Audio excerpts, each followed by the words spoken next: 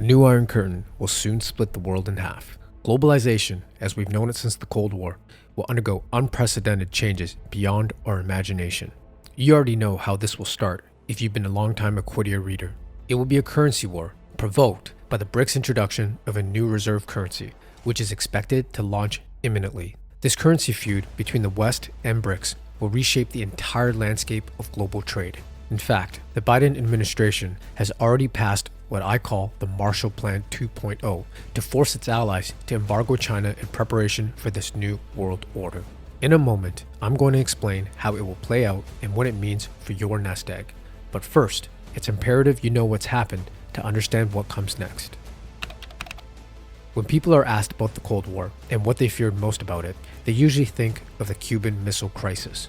But in reality, the nuclear arms race was just a sideshow for what really happened behind the scenes. The real war took place through diplomatic channels, and it was fought by history-altering treaties, not weapons. After World War II, the United States and the Soviet Union emerged as two major powers, and taking advantage of their positions, both scrambled to exert as much influence over war-torn Europe as possible. To that end, US President Harry Truman proposed what we know today as the Marshall Plan. It was a historic foreign aid package that racked up more than $115 billion in today's dollars, meant to rebuild Western Europe. But it wasn't quite the humanitarian program the history books painted as. Like all political philanthropy, the package came with strings attached. The most significant of these conditions was that those who received the aid were later compelled to stop trading with the Soviet Union and, subsequently, China. Soon after the aid reached Europe, US lawmakers enacted another little-known provision. In short, that provision banned aid recipients from trading with non-participating European countries, referring to all nations but US allies. In the end, the Marshall Plan turned Europe into US's foreign policy tool. It forced its entire western flank to break all ties with the Soviets, ultimately leading to the raising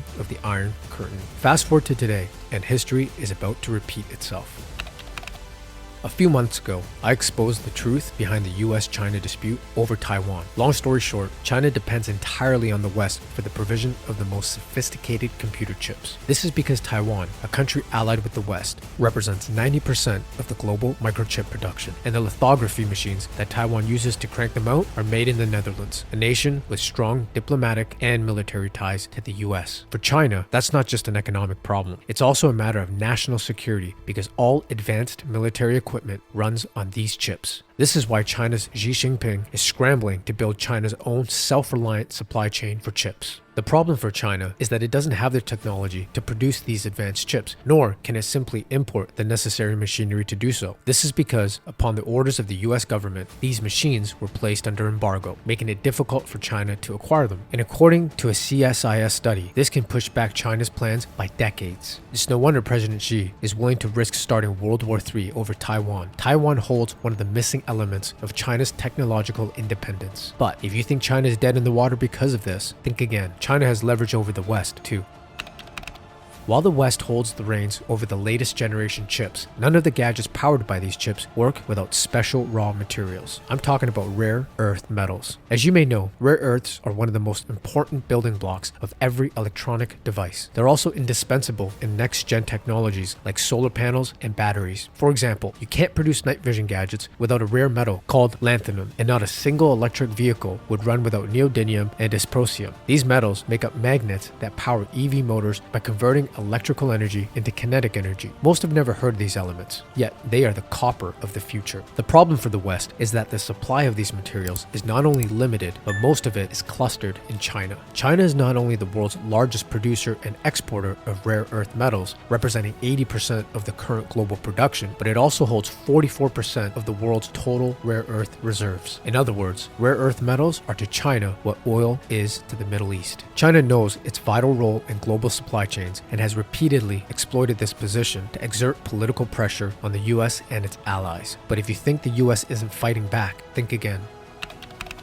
Last year, Congress passed a mammoth spending bill, ironically called the Inflation Reduction Act, otherwise known as the IRA. One of the provisions included in the IRA allowed the government to allocate $369 billion toward green energy subsidies. Now, that may sound great for America, but did you know that a good chunk of that money wasn't even designated for domestic use? Case in point, last month, Biden offered EU-based producers the opportunity to take advantage of IRA subsidies by supplying the US with 5 key battery minerals: cobalt, graphite, lithium, manganese, and nickel. This deal comes hot on the heels of a similar agreement with Japan. As per that deal, Japan's mineral suppliers will also be able to tap into IRA's tax breaks. But just like Truman's Marshall Plan, there's a catch. The lion's share of the supply chain of these minerals and metals has to take place within the borders of the US and its trading partners. This applicable percentage will double to 80% by 2027, meaning that the IRA will subsidize only those who will largely bypass China. Just as Truman showered Europe with aid after World War II, only to embargo the Soviets later, the Biden administration is now subsidizing Western suppliers to rid China of its supply chains. This is Marshall Plan 2.0, and if history has taught us anything, it means big changes, both good and bad.